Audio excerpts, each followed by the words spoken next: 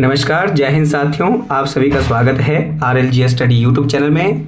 आज की वीडियो में हम बात करने वाले हैं हिमाचल प्रदेश के प्रमुख वन्यजीव अभ्यारण्य। हिमाचल जीके के सेशन में हम पिछली वीडियो में बात कर चुके हैं राष्ट्रीय उद्यान के बारे में, हिमाचल प्रदेश के राष्ट्रीय उद्यान और साथ में रामसर की साइट्स उनके बारे में हम प्रीवियस वीडियो में बात कर चुके हैं। हिमाचल जीके के सेशन में आज का जो टॉपिक होगा वन्यजीव अभ्यारण्य, उनकी स्थापना वर्ष और साथ में उनका जो वर्तमान में जो आपका किलोमीटर एरिया में जो आपका उनका क्षेत्रफल है उन तमाम चीज़ों के बारे में हम बात करेंगे और उनकी जो स्थिति है, भौगोलिक स्थिति कहाँ पर है, कितना किलोमीटर एरिया कवर करते हैं और कब किस अभ्यारण्य की स्थापना हुई, उन तमाम चीज़ों को लेकर के आज की वीडियो में हम डिस्कस करेंगे। तो दोस्तों, अगर आपने हमारे चैनल को सब्सक्राइब नहीं किया है तो पहले चैनल को जरूर सब्सक्राइब कर लें, ताकि इस प्रकार की इंपॉर्टेंट जो आपकी वीडियो को लेकर के जो इंपॉर्टेंट फैक्ट है वो हम जो है यहाँ पर जो है डिस्कस कर सकें।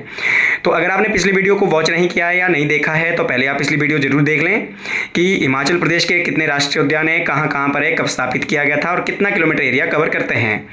तो इसी के साथ बढ़ते हैं दोस्तों आगे हिमाचल प्रदेश के वन्यजीव अभ्यारण्य के बारे में। तो वन्यजीव अभ्यारण्य की अगर बात करें तो हिमाचल प्रदेश में वन्यजीव जो अभ्यारण्य हैं वो वर्तमान में उनकी कुल संख्या है 26। कितनी है?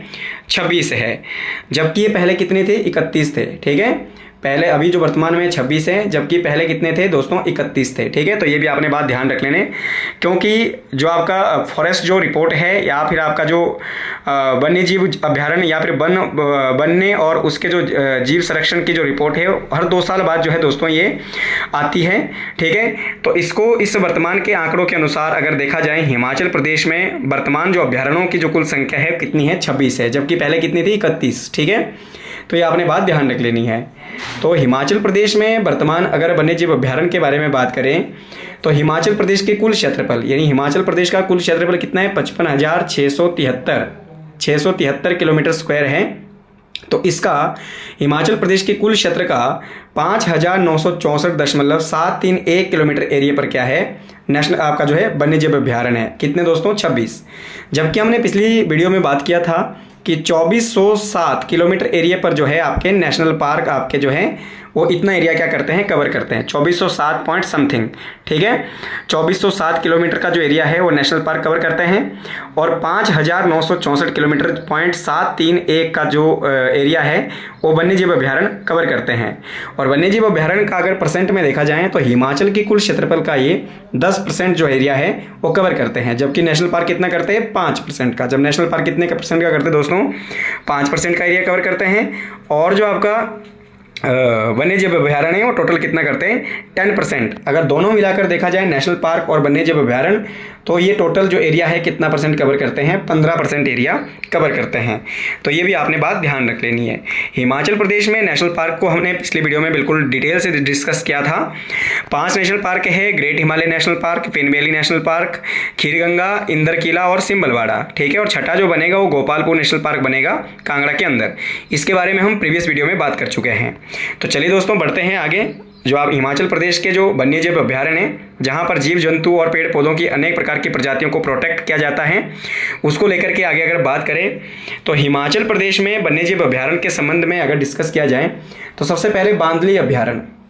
तो दोस्तों बांदली जो अभ्यारण्य है ये कहाँ पर है? हिमाचल प्रदेश के जिला मंडी में है। ठीक है, बांदली जो अभ्यारण्य है हिमाचल प्रदेश के जिला मंडी के अंदर है और टोटल हिमाचल प्रदेश का कुल क्षेत्रफल का जो है ये 32.11 किलोमीटर एरिया जो है 32.11 किलोमीटर जो एरिया है वो कवर करता है। ठीक है, और इसकी स्थापना कब हुई थी? सन 1962 के अंदर इसकी स्थापना हुई थी। ठीक है, किसकी? बांदली की। उसी तरीके से दूसरा है नागरू या आपका जो है नगरू अभ्यारण्य। ठीक है, ये भी कहाँ पर है दोस्तों? जिला मंडी के अंदर है और हिमाचल प्रदेश के कुल क्षेत्रफल का 132.37% जो किलोमीटर का जो एरिया है वो आपका कवर करते हैं। और कब बना था ये? 1962 में ये भी आपका अभ्यारण्य बनाया गया था। ठीक है, इसके अलावा तीसरा है आपका प्रमुख शिकारी देवी। तो शिकारी देवी जो है ये आपका एक मंदिर भी है दोस्तों, शिकारी देवी जो मंदिर है। ठीक है, तो ये भी आपने ध्यान रख लेना। शिकारी जो देवी है ये पांडवकालीन मंदिर है दोस्तों। साथ में ये शिकारी देवी जो जंगल है वहाँ पर स्थित है, बिना छत वाला एकमात्र मंदिर है। ये भी आपने साथ में ध्यान रख लेना। यहाँ पर ये मंडी के अंदर है और इसका जो क्षेत्रफल है 29.94 किलोमीटर इसका क्षेत्रफल है। और ये भी कब स्थापित किया गया था? सन 1962 में। ठीक है, इसी के साथ तीसरा अगर हम बात करें चायल, तो चायल अभ्यारण्य जो है ये सोलन जिले के अंदर है दोस्तों। ठीक है, चायल की अगर बात करें तो चायल हिमाचल प्रदेश का सबसे ऊंचा खेल का मैदान वो भी कहाँ पर है दोस्तों? चायल में। ठीक है, सबसे ऊंचा जो क्रिकेट का जो ग्राउंड है वो भी कहाँ पर है? चायल में।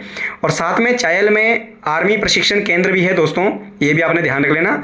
आर्मी प्रशिक्षण जो स्कूल है वो भी आपका चायल में है। सन 1925 में उसको स्थापित किया गया था। ठीक है, 1925 में मिलिट्री जो आपका प्रशिक्षण केंद्र है वो यहाँ पर स्थापित किया गया था। अगर नेशनल पार्क वन्यजीव अभ्यारण्य के बारे में इसके लिए बात करें तो ये टोटल 16 किलोमीटर एरिया में फैला हुआ है। 1976 में इसको स्थापित किया गया था। ठीक है, किसको? चायल को। इसके अलावा मजाठल, तो मजाठल के बारे में अगर बात करें तो ये भी जिला सोलन के अंदर है दोस्तों। मजाठल ये भी आपका जो है एरिया की अगर हम इसमें बात करें तो 30.86 किलोमीटर का एरिया ये कवर करता है। सन 1962 में इसे भी स्थापित किया गया था। क्लियर।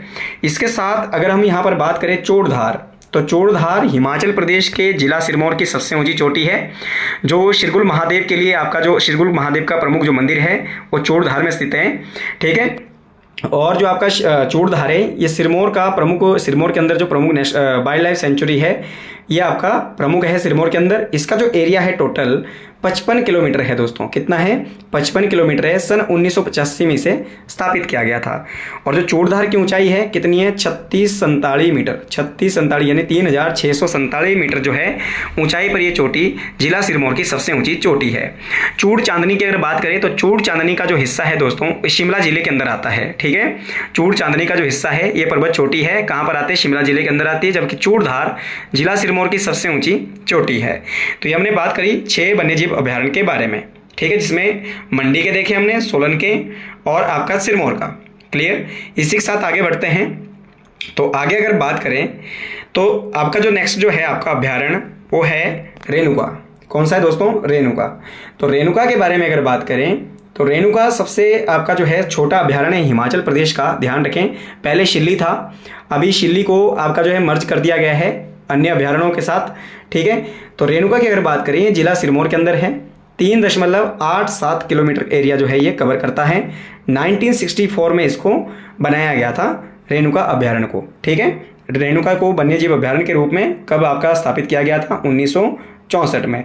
और ये सबसे छोटा है, सबसे छोटा अभ्यारण्य जो है कहाँ का? आपका पूरे हिमाचल प्रदेश का। वो कौन सा है? आपका रेणुका। क्लियर। पहले शिल्ली था तो शिल्ली को अब क्या है? मर्ज कर दिया गया। शिल्ली अब अभ्यारण्य नहीं रहा तो इसको जो है मजाठल और चायल के साथ जो है मर्ज कर दिया गया है। अभी कौन हो गया है? आपका सिरमौर। तो सिरमौर का जो सबसे छोटा अभ्यारण्य है, पूरे हिमाचल का सबसे छोटा जो अभ्यारण्य है वो है रेणुका। ठीक है, तो रेणुका दोस्तों अपने आप में एक धार्मिक तीर्थ स्थल है। भगवान परशुराम की कर्मस्थली और तपोस्थली के लिए जाना जाता है। भगवान परशुराम की माता रेणुका की जो प्राकृतिक जो झील है हिमाचल प्रदेश की सबसे बड़ी प्राकृतिक झील रेणुका, वो सिरमौर जिले के यहीं पर स्थित है। और यहीं इसी परिसर में जो परशुराम ताल है वो आपका प्रसिद्ध है, ये भी आपने ध्यान रख लेना। और जो भगवान परशुराम है, जो आपके भगवान परशुराम के जो पिता थे ऋषि जमदग्नि, उनकी कर्मस्थली भी रही है यहाँ पर, तपोस्थली भी रही है यहाँ पर। और साथ में जो भगवान परशुराम के जो फादर थे ऋषि जमदग्नि, उनको कुल्लू के आपका जो निर्मंड में या फिर कुल्लू के जो आपका मलाना है वहाँ पर इन्हें जामलू देवता के नाम से जाना जाता है। ठीक है, ये भी हम आर्ट एंड कल्चर में आगे बात करेंगे जब हम टेम्पल के बारे में यहाँ पर स्टडी करेंगे। तो इसके अलावा अन्य जो नेशनल पार्क है यहाँ पर वो है परांगटी। कौन सा? नेशनल पार्क नहीं, सॉरी, वन्यजीव अभ्यारण्य। कौन सा? परांगटी। परांगटी जो अभ्यारण्य है ये कहाँ पर है? जिला शिमला के अंदर। 171.50 किलोमीटर इसका एरिया कवर करता है ये पूरे हिमाचल का। और 1958 में इसकी स्थापना की गई थी। ठीक है, किसकी? परांगटी की। इसके अलावा वाटर कैचमेंट जो अभ्यारण्य है ये भी शिमला जिले के अंदर है। 10 किलोमीटर स्क्वायर इसका एरिया है और ये सन 1958 में स्थापित किया गया था। तो ये था वाटर कैचमेंट। इसके अलावा कालरा अभ्यारण्य की अगर बात करें तो ये भी जिला शिमला के अंदर है। 64 किलोमीटर स्क्वायर इसका एरिया है और सन 1962 में इसे स्थापित किया गया था। ठीक है, उसी के साथ गांगुल अभ्यारण्य दोस्तों ये कहाँ पर है? चंबा में। 108.84 किलोमीटर इसका एरिया है और ये जो आपका 1949 में स्थापित किया गया था। सबसे ओल्ड जो है नेशनल आपका वाइल्ड लाइफ सेंचुरी, दोनों के दोनों, एक गांगुल और दूसरा कालाटोप। एक तो आपका गांगुल और दूसरा कालाटोप, तो यह आपने ध्यान रख लेना है। गांगुल और कालाटोप जो है ये सबसे पुराने अभ्यारण्य हैं पूरे हिमाचल प्रदेश के, क्योंकि इन दोनों की स्थापना कब हुई थी 1949 के अंदर। जिसमें से गांगुल की अगर बात करें तो यहाँ पर कस्तूरी मृग प्रजनन आपका जो संरक्षण केंद्र है तो वो आपका कहाँ पर है, गांगुल अभ्यारण्य चंबा के अंदर। इसके बारे में हम पिछली वीडियो में बात कर चुके हैं कस्तूरी मृग प्रजनन केंद्र के बारे में। इसके अलावा कालाटोप अभ्यारण्य की बात करें तो कालाटोप अभ्यारण्य जो है ये कहाँ पर है दोस्तों, ये भी चंबा में ही है। 17.17 किलोमीटर स्क्वायर एरिया करता है, एरिया को कवर करता है। सन 1949 में इसकी भी स्थापना हुई थी। तो ये हमने बात करें शिमला और चंबा और सिरमौर मंडी इस प्रकार के अभ्यारण्य प्लस आपका सोलन। इसके अलावा आगे अगर बात करें तो नेक्स्ट जो है आपका वो है कुगती अभ्यारण्य। कौन सा है दोस्तों, कुगती वन्यजीव अभ्यारण्य। ठीक है, कुगती अपने आप में एक दर्रा भी है दोस्तों। ठीक है, कुगती दर्रा जो चंबा और कांगड़ा को जोड़ता है। ठीक है, कुगती जो है आपका ये चंबा में स्थित है। 405.49 किलोमीटर स्क्वायर का एरिया कवर करता है ये, और सन 1962 में इसकी स्थापना की गई थी। ठीक है, सेंचू नाला अभ्यारण्य ये भी चंबा में है, जिला चंबा के अंदर है। 390.29 किलोमीटर का एरिया जो है ये कवर करता है। सन 1962 में इसकी स्थापना हुई और हिमाचल प्रदेश के अंदर अभ्यारण्य के रूप में।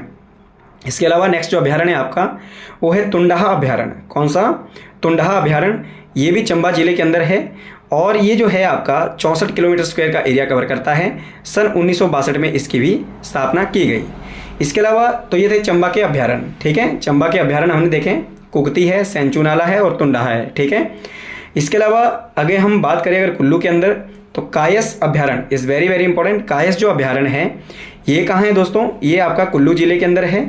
12.61 किलोमीटर स्क्वायर का एरिया कवर करता है। सन 1954 में इसकी स्थापना की गई थी। इसी के साथ अगला जो है हमारे पास वो है कनावर। कनावर जो नेशनल अभ्यारण्य है ये भी जिला कुल्लू के अंदर है और 107.29 किलोमीटर इसका एरिया है और ये सन 1954 में स्थापित किया गया था। तो ये हमने देखे कुछ वन्यजीव अभ्यारण्य। तो दोस्तों अगर आपको वीडियो पसंद आई है तो आप वीडियो चैनल को लाइक कर जरूर कर लीजिएगा, सब्सक्राइब कर लीजिएगा और कमेंट बॉक्स में जरूर बताइएगा कि आपको वीडियो कैसी लगी है। चलिए, इसके अलावा क्योंकि यहाँ से जो आपके वाइल्ड लाइफ सेंचुरीज है, नेशनल पार्क है, प्लस आपके दर्रे हैं, हिमाचल का गठन है और हिमाचल प्रदेश का जो प्रशासन है, पुलिस प्रशासन हो गया, परमवीर चक्र विजेता हो गया, विक्ट्री टनल के बारे में, इन तमाम चीज़ों के बारे में गवर्नर या फिर आपकी न्यायपालिका, उच्च न्यायालय हिमाचल प्रदेश का, उसके न्यायाधीश, इन तमाम चीज़ों के बारे में हम हिमाचल जीके के सेक्शन में यहाँ पर बात कर चुके हैं। ठीक है, और हमारा जो सेकंड पार्ट चल रहा है अभी हिमाचल प्रदेश की ज्योग्राफी, और ज्योग्राफी के हम जो है झीलें बात कर चुके हैं, हिमाचल प्रदेश की पर्वत श्रृंखलाओं के बारे में बात कर चुके हैं, यहाँ पर हम जो है वाइल्ड लाइफ सेंचुरी के बारे में बात कर रहे हैं और पिछले वीडियो में हमने नेशनल पार्क के बारे में बात कर चुके हैं। तो इन तमाम वीडियो को लेकर तमाम चीज़ों को हम जो है इस सेशन के अंदर जो है वो कंप्लीट कर चुके हैं।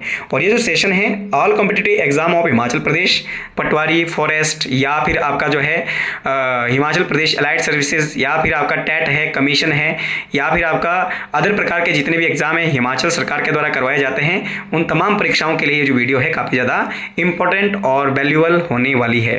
ठीक है, तो इसी के साथ चलते हैं आगे। इसके अलावा अगर अन्य नेशनल पार्क के बारे में बात करें तो अदर जो नेशनल पार्क है आपका वो है खोकन।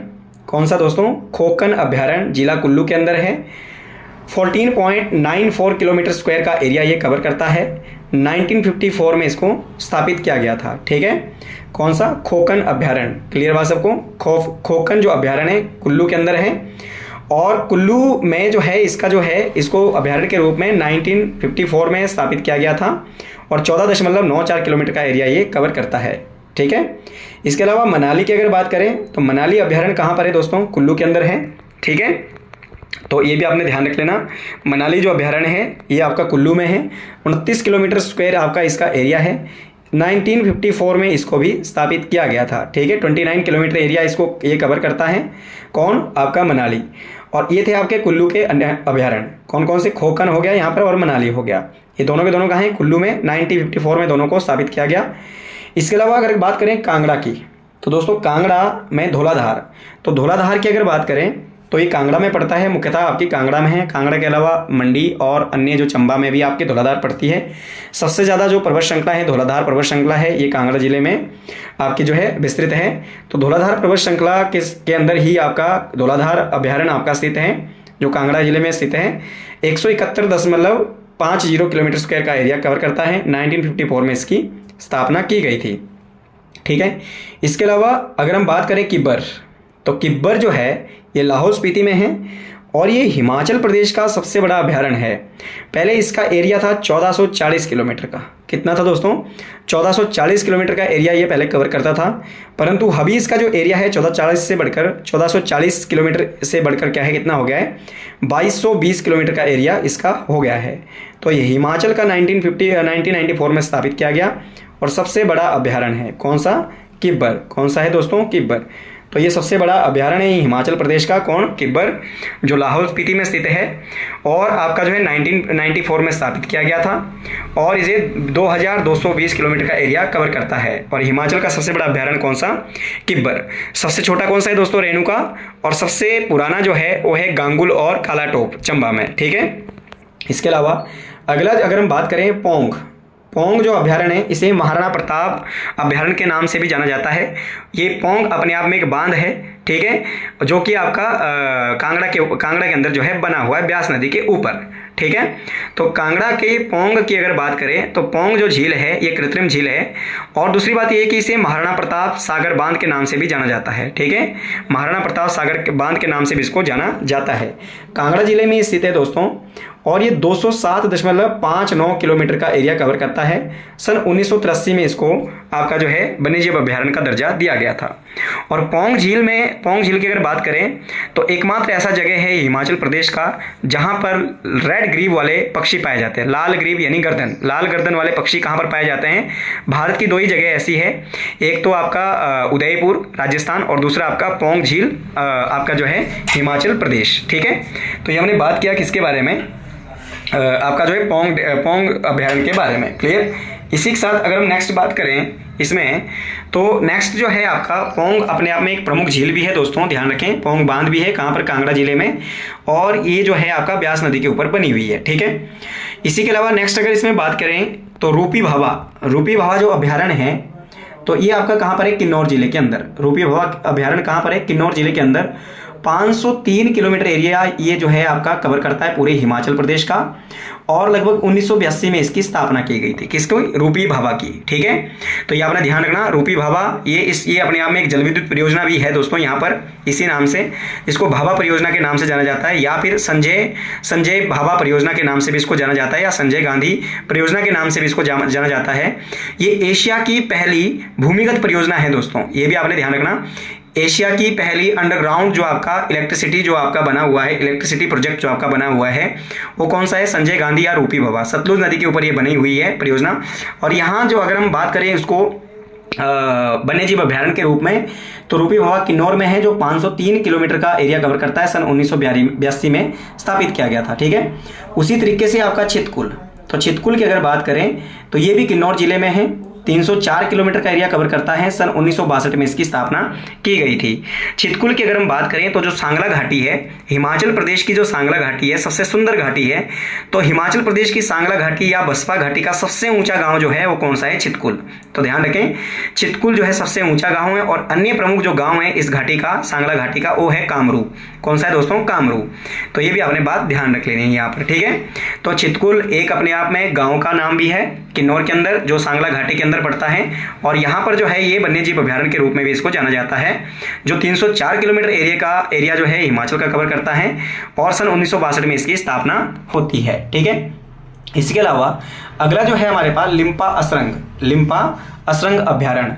तो ये भी कहाँ पर है दोस्तों? किन्नौर जिले में है और लगभग 31 किलोमीटर जो स्क्वायर है एरिया है वो कवर करता है। और 1962 में इसकी वन्यजीव अभयारण्य के रूप में वो स्थापना होती है। किसकी? लिम्पा असरंग की। ठीक है, ये किन्नौर जिले में है। ठीक है, तो किन्नौर जिले में हमने रूपी भावा पढ़ा है। दूसरा हमने जो है यहाँ पर चितकुल के बारे में बात की है। और तीसरा हमने लिम्पा असरंग के बारे में बात की है। ये सारे के सारे जो अभयारण्य है कहाँ पर है? किन्नौर जिले के अंदर। ठीक है, तो इसके अलावा किन्नौर की अगर हम बात करें, किन्नौर के बाद चंद्रताल। ठीक है, चंद्रताल जो है ये आपका सबसे लास्ट अभयारण्य, आपका 26वें नंबर का अभयारण्य है चंद्रताल अपने आप में झील भी है दोस्तों, जो चंद्रा नदी से उद्गम होता है, जिसका चंद्रा नदी जो है जिससे उद्गम होती है। तो चंद्रताल की अगर बात करें तो चंद्रताल जो झील है ये लाहौल स्पीति में है, ठीक है, जिससे चंद्रा नदी उद्गम होती है। और साथ में ये चिन्नाव की सहायक नदी है चंद्रा नदी, और इसे जो चंद्रताल झील को लोहित्य सरोवर के नाम से भी जाना जाता है। तो ये भी आपने ध्यान रखना, लोहित्य सरोवर किसे कहते हैं? चंद्रताल झील को कहते हैं, जो लाहौल स्पीति के अंदर है।